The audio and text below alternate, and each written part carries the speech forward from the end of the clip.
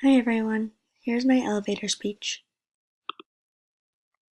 Hello, my name is Caitlin McCarthy and I am currently studying at Ashford University Online to attain my master's degree.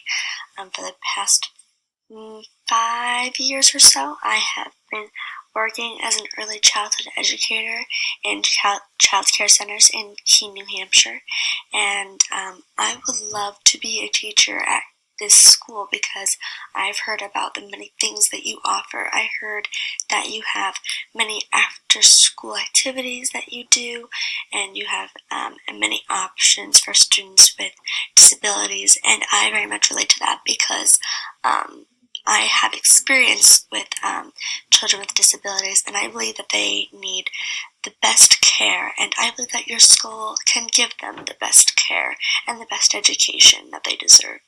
So I will give you my name, my phone number, my email address, and you can get in touch with me this way, and I hope we can chat again soon. Thank you very much for listening.